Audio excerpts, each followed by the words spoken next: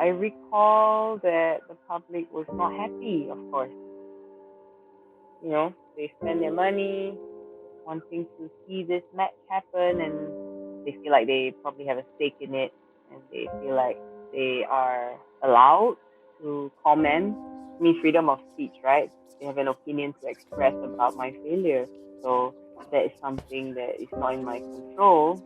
But I will say that yes, you have seen me miss my weight, you have seen me break down, but do you actually know what happened? You don't.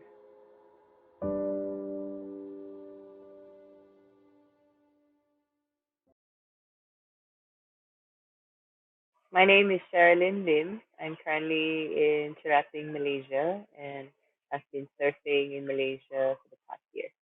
I began doing combat sports in 2008. It started in school, and there was a Muay Thai club. Subsequently, I went over to Fight G, and I was introduced to grappling and subsequently MMA. The first fight with Ann Osman was held at Singapore Indoor Stadium, so it was home ground for me. I believe that was 13 October 2013. Highly publicized because I think first it was female fighters and also Singapore versus Malaysia. In the end, it came down to a split decision. And then when it was announced that I had won, I remember like shouting or crying. In that moment, it felt like all the hard work had paid off. I think almost immediately we kind of all thought from a marketing standpoint, people are going to want a rematch. People are going to want to see what happens next, especially because of the split decision win. So in MMA, you fight in weight categories. Making weight means that agree to present yourself at a certain weight, and you must meet that weight in order to be eligible for your fight. During my first weigh-in for the rematch, I had missed weight by a lot. My team tried to do a Epsom salt bath, so you have to stay in a hot bath with salt for a while, and they would mummify you with a lot of towels and a sweatsuit so that your while the pores are still open, like sweat kind of pours, water kind of pours out of you. So when I go back to that moment, it was anxiety and panic through the roof. It was almost delirious, screaming, shouting, but being held to stage. I don't think I will ever forget what that feels or looks like. After the second weigh-in, it was probably maybe 1.5 kilos over. And yes, it is unusual to miss weight by like in kilograms. Like typically it would be like a couple of grams, 50 grams, 100 grams. So I still had to go on stage for the media weigh-in. I remember I could not look up and look at the people that were looking at me. I was having my head down, completely embarrassed. There were many comments about my unprofessionalism, the weight. I remember it was mostly on Sherilyn Lim's page. Some of it were probably comments on online articles.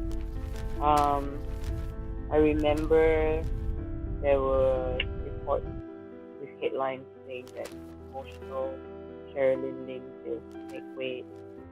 It was a bit dramatized, a bit sensationalized. There were maybe one, if not two, other male fighters who missed their weight as well. It was reported very factually. It was like X missed his weight by X, full stop.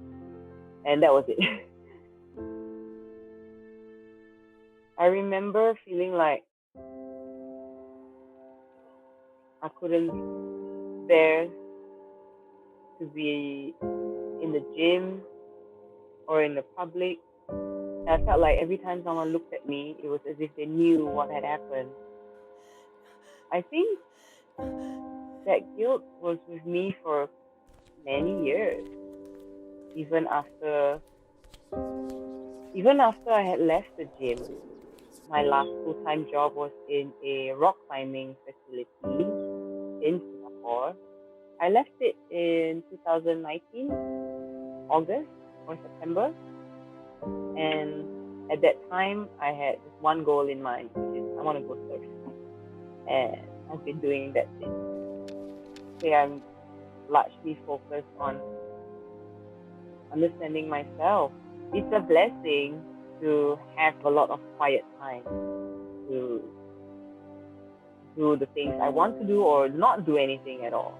And it's all part of the healing process. At some point, yes, of course, I felt like, how come, why am I the only one taking the blame in this?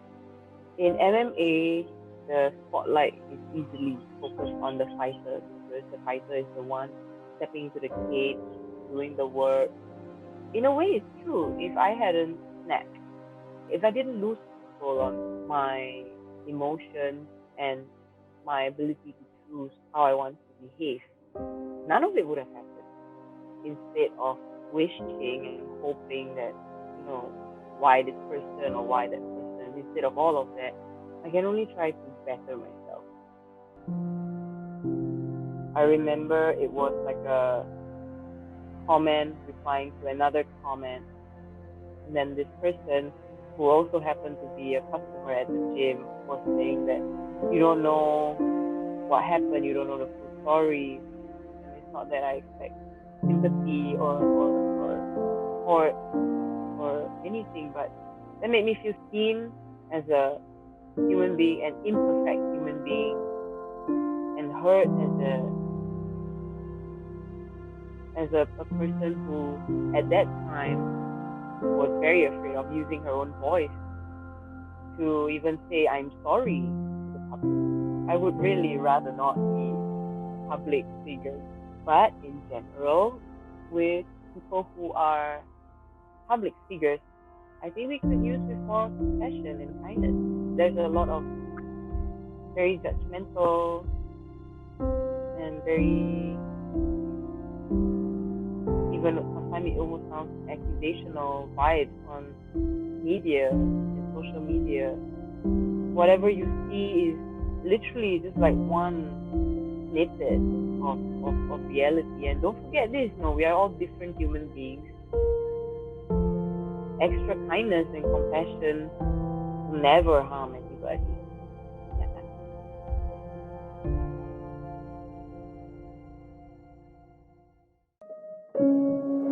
Yeah.